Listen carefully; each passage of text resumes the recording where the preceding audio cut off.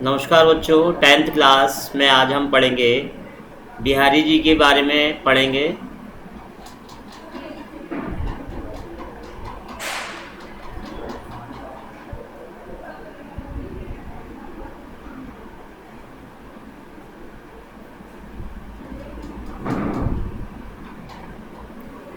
बिहारी जी के बारे में पढ़ेंगे, उनकी जीवनी। नाम बिहारी लाल, पिता का नाम केशव राय। आपका जन्म 1603 ईस्वी में हुआ। जन्म स्थान बसुआ गोविंदपुर ग्वालियर। और लेखन विधा क्या है? काव्य। भाषा शैली ब्रज भाषा और मुक्तक शैली। प्रमुख रचना बिहारी सत्सई और निधन है 1663। साहित्य में स्थान मुक्तक परंपरा में रीतिकालीन कवि के रूप में मूर्धन्य स्थान है। बिहारी जी का जन्म सन 1603 में ग्वालियर में हुआ था और इनका पिता का नाम केशव राय। ये मथुरा के चौबे ब्राह्मण थे और युवावस्था में ही अपने ससुराल मथुरा में जाकर रहने लगे थे और शायद इन्हें बहुत जीवन के कठिन अनुभव हुए। फिर ये हिंदी साहित्य के किसी अन्य कवि को जो प्राप्त हुए, जयपुर के मिर्जा जयसिंह के आप आश्रित कवि थे और जयपुर में रहकर इन्होंने एकमात्र ग्रंथ बिहारी सत्सई यानी की रचना की। और राजा जयसिंह आपका बहुत सम्मान करते थे और इनको प्रत्येक दोहे पर 100 स्वर्ण मुद्रा पुरस्कार देते थे। 719 दोहों की सत्सई और 1662 में समाप्त मानी जाती है। इनकी मृत्यु 1663 में हुई। बिहारी जी की जो रचना है वो बिहारी सत्सई है और ये काव्य रचना करते समय ध्यान काव्यांगों पर रहा। इनसे उन्होंने कई दोहे और अलंकारों का प्रयोग किया है और रीति काल के ये श्रेष्ठ कवि गिने जाते हैं बिहारी जी। और बिहारी सत्सई मुक्तक काव्य रचना है। इसमें इन्होंने मुक्तक काव्य की सारी विद्यमान विशेषताएं हैं। बिहारी ने साहित्य में जो है ब्रज भाषा का प्रयोग किया है और शब्द योजना भी उनकी बड़ी अच्छी है। भाषा साहित्यिक होने के साथ साथ मुहावरेदार भी है। मुक्तक शैली को अपनाया है और कहते हैं कि बिहारी जी जो है गागर में सागर भर देते हैं, अर्थात कि कम शब्दों में ही अधिक बात कह देने का स्थान बिहारी जी को है। इन्होंने अनेक टीकाएँ लिख ली और कई छंदों की भी रचना करी। तो इसलिए कहा जाता है कि गागर में सागर के समान, गागर में सागर के समान। तो बच्चों, ये हमने इनकी जीवनी पढ़ी। आइए अब हम उनके काव्य अंश के बारे में पढ़ते हैं। यहाँ पे बिहारी जी ने 3 प्रकार के दोहे लिखे। कितने प्रकार के दोहे लिखे? 3 प्रकार के लिखे। एक तो भक्ति और नीति, भक्ति नीति और के इन्होंने लिखे दोहे।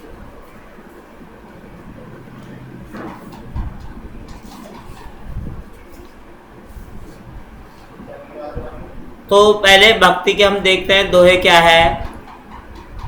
पहला दोहा है, मेरी बौ भादा हरो राधा नागरी सोई, जा तन की झाई परे शाम हरिदुति होई। तो यहाँ पे हम देखेंगे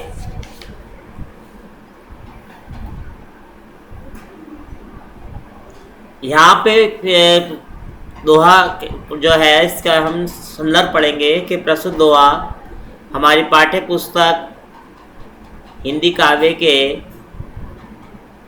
बिहारी जी की भक्ति शीर्षक के से लिया गया है। इसके कवि बिहारी जी हैं और प्रसंग में हम पढ़ेंगे कि प्रस्तुत दोहे में बिहारी जी ने राधिका रानी की स्तुति की है। श्री कृष्ण की आह्लादनी शक्ति श्री राधा रानी, श्री राधा जी की स्तुति की है।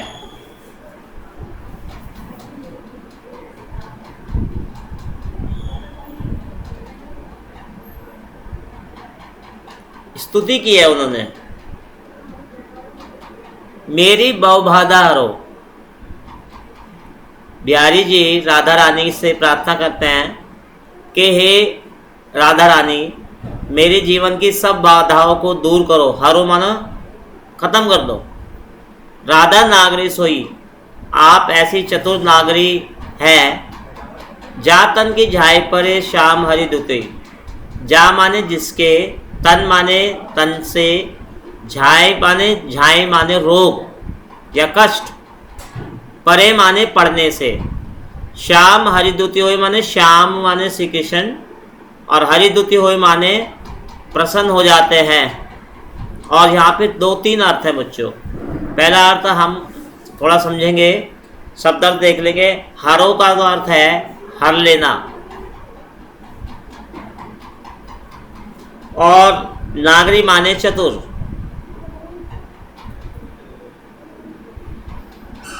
झाई माने एक रोग।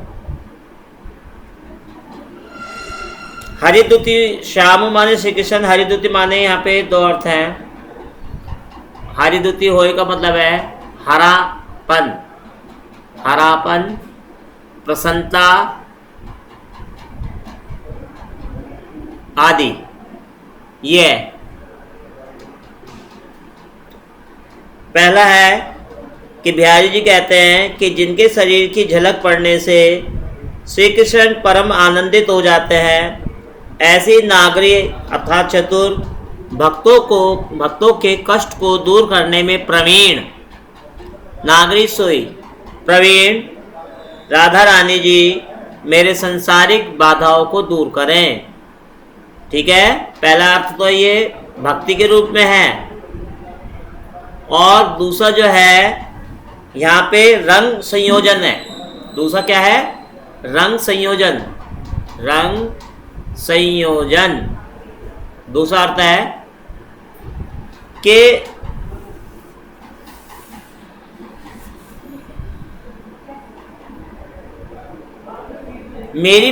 वो कहते हैं जिनके शरीर की पीतिमा श्री कृष्ण के शरीर पर नीलिमा पड़ने पर हरितमा में बदल जाती है, ऐसे चतुर राधा मेरी संसारिक बाधाओं को दूर कर। अर्थात राधा रानी का शरीर का रंग पीले रंग का है, यानी वो गोरे रंग की हैं, और श्री कृष्ण जी नीले रंग के हैं। अर्थात जब राधा रानी के पीले रंग की चमक हरे रंग पे पड़ती है, वो नीले रंग पे पड़ती है, तो वो हरे रंग में तब्दील हो जाती है। अर्थात श्री कृष्ण जी राधा रानी को देख के प्रसन्न हो जाते हैं। हरि दुती हुई, हरि श्री कृष्ण, दुती हुई माने प्रसन्न हो जाते हैं। दूसरा अर्थ, तीसरा अर्थ है दवाई के रूप में। यहाँ पे दवाई के रूप में तीसरा अर्थ लेंगे कि झाई एक रोग होता है बच्चों। ठीक है, इस दोहे का दवाई से संबंधित अर्थ ये लिया जा सकता है कि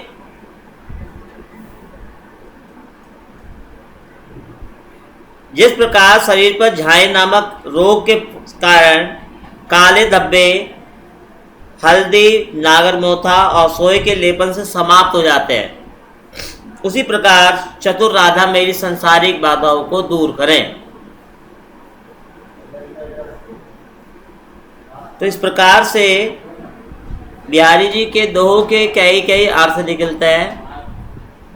यहाँ पे श्लेष अलंकार है।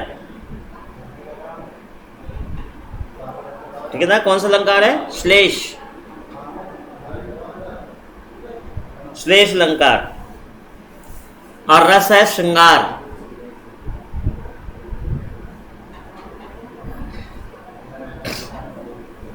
आगे देखता है, मोर मुकुट की चंद्रकनु यो राजत नंदन, मनु शशि शेखर किया शेखर सज्जन। मोर मुकुट माने होता है मोर का मुकुट। श्री कृष्ण जी ने मोर का मुकुट धारण किया हुआ है।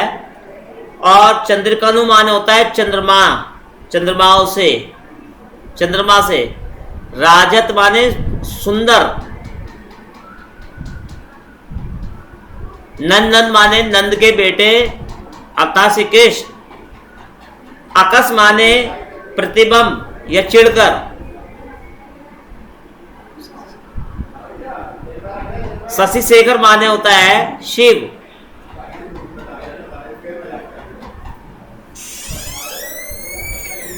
शशि शेखर माने शिव की। आकाश माने होता बच्चों चिढ़कर।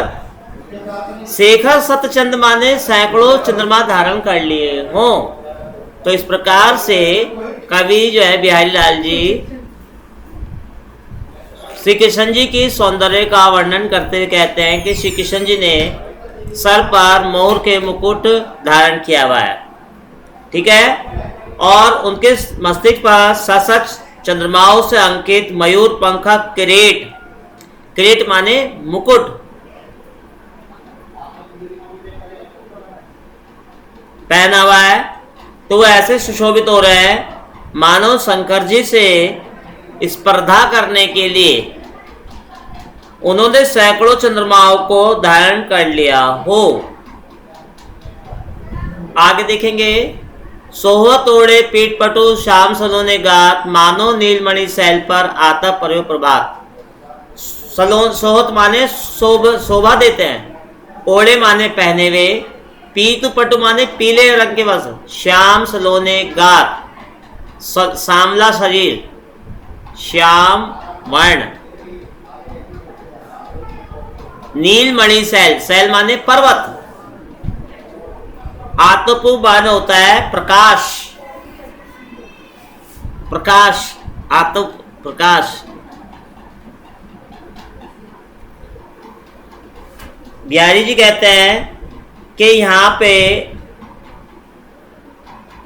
श्री कृष्ण जी अपने सुंदर शरीर पर पीतांबर धारण करके इस प्रकार सुशोभित हो रहे हैं मानो नीलमणि के पर्वत पर प्रातःकाल के सूर्य की पीली पीली किरणें पड़ रही हो। अर्थात श्री कृष्ण जी का शरीर का रंग नीला है और उनके जो कपड़े पहने हैं वो पीले रंग के हैं। तो जब पीले रंग की चमक नीले रंग में चमकती है तो इस प्रकार से लगता है कि कोई मणि चमक रही हो, नीलमणि, ठीक है ना। तो इस प्रकार से यहाँ पर कवि ने श्री कृष्ण के श्याम शरीर में नीलमणि और पर्वतों को उनके पीले वस्त्रों में प्रातःकालीन धूप का भेद आरोपित किया है, ठीक है ना। तो इस प्रकार से बहुत सुंदर वर्णन यहाँ पे कवि ने किया है। अधर धरत,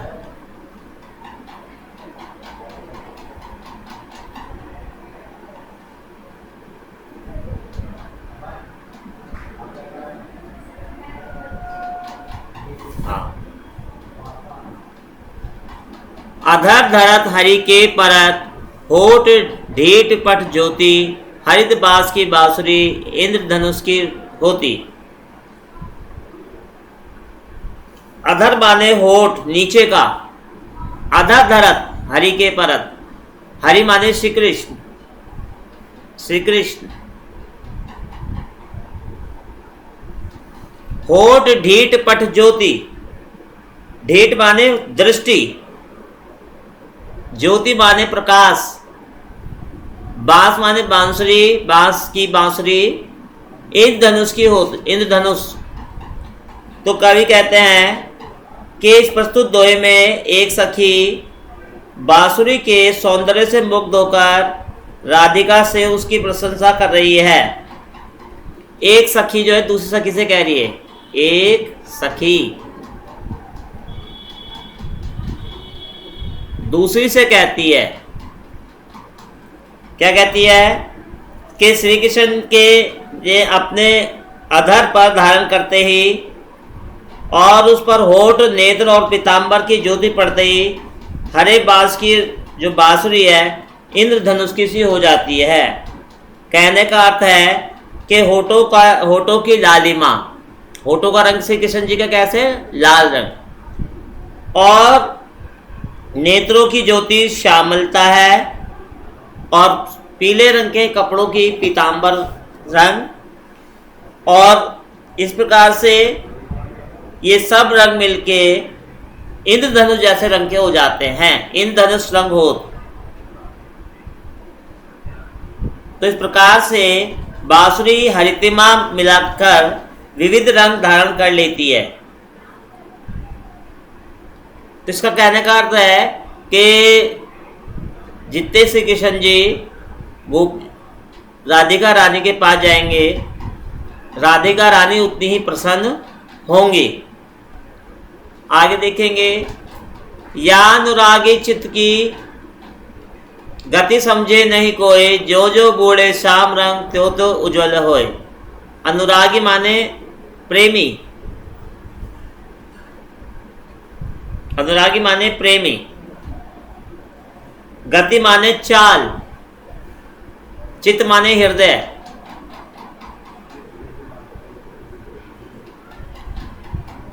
गति समझे नहीं कोई, कवि का कहना है कि इस मन के गति को कोई नहीं जान सकता। जो जो बूढ़े श्याम रंग, जैसे जैसे हमारा मन श्री कृष्ण जी की भक्ति में डूबता जाता है, तो उज्ज्वल होए, उतना ही मन हमारा उज्ज्वल होता जाता है। कहने का अर्थ है कि अनुराग से भरे हुए मन को की गति को समझना कठिन है। इसकी गति बड़ी विचित्र है।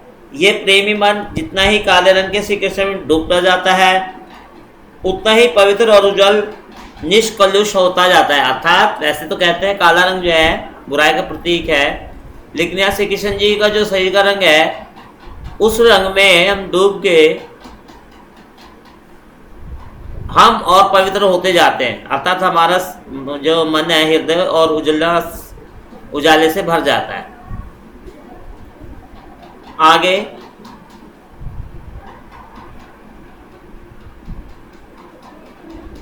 तो लघु या मन सदन में हरि अति आवे की बाट, विकट जटे तो लघु निपट, खुटे न कपट कपाट। मन सदन माने मन रूपी घट,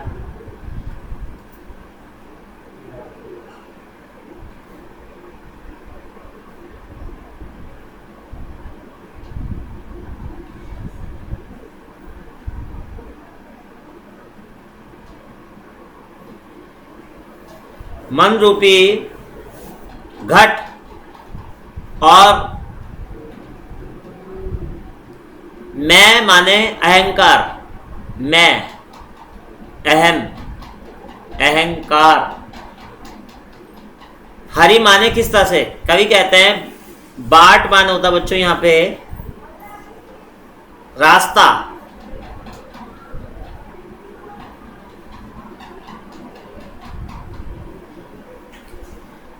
कवि का कहना है कि दृढ़ता से बंद हुए कपट रूपी किवाड़ सदा सदा के लिए नहीं खुल जाते, जब तक कि इस मन रूपी घर में भगवान के रास्ते से आए। कहने का अर्थ है जब तक कि किवाड़ नहीं खुलते तब तक कोई भीतर कैसे आ सकता है। तात्पर्य है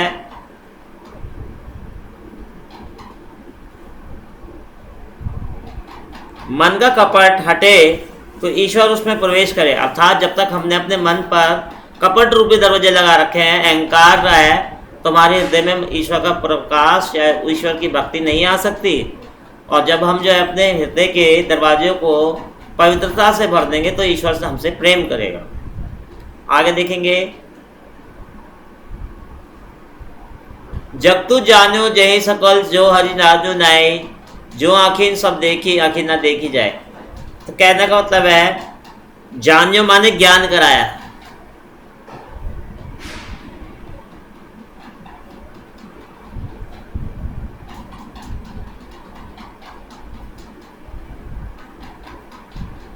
सकलु माने संपूर्ण,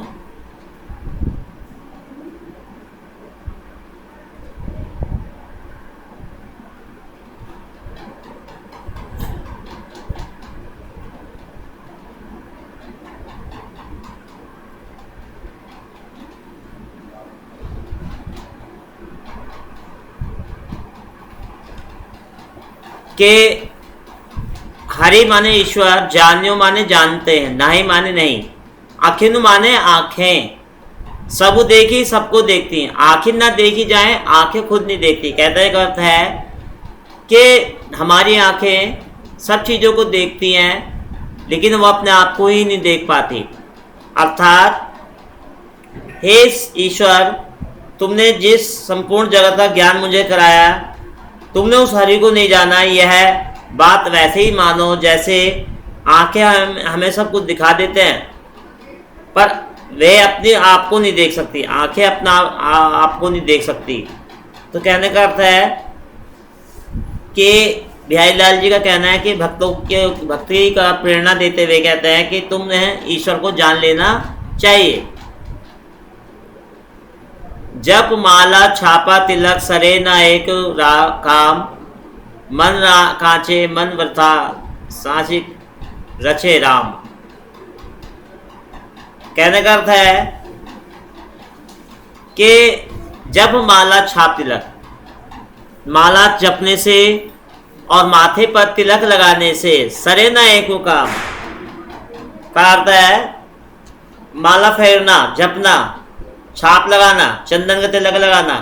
सरे माने सिद्ध होता है, सरे माने सिद्ध होना।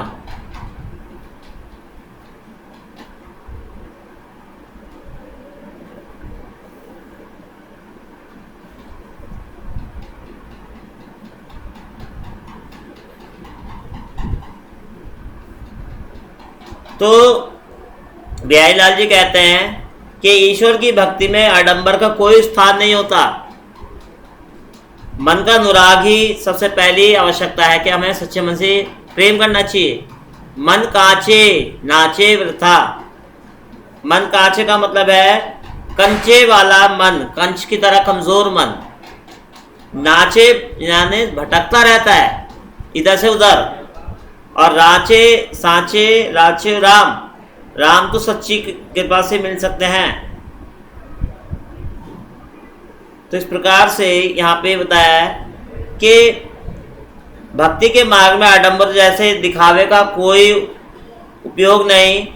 लोगों को दिखाने के लिए गले में माला पहनना, अपनी प्रसिद्धि हेतु तरह तरह के छापे तिलक लगाना आदि एक भी काम सिद्ध नहीं होता।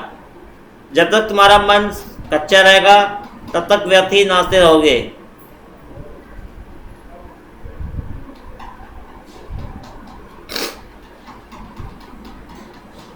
राम तो तभी प्रसन्न होंगे जब तुम सच्चे मन से उनकी शरण में जाओ। तो बच्चों यहाँ पे साचे राचु राम का अर्थ है कि सच्चे मन के जापने से ही ईश्वर की हमें प्राप्ति होती है। झूठे दिखावे आडंबर से ईश्वर की प्राप्ति नहीं होती है जब तक हमारा मन कच्चा है और हमारा विश्वास ईश्वर पे अटल नहीं है। तो हमारा मन यूं ही भटकता रहेगा, हम सारी दुनिया में नाचते रहेंगे। लेकिन सच्चा नाम केवल ईश्वर का ही हमें जपना चाहिए, तभी ईश्वर से हमारा प्रेम सार्थक हो सकता है। ठीक है ना। तो ये दोहे जो हैं बच्चों आपको समझाएं, अगर ना समझ में आए तो फिर मुझसे स्कूल में आके पूछ लेना। धन्यवाद।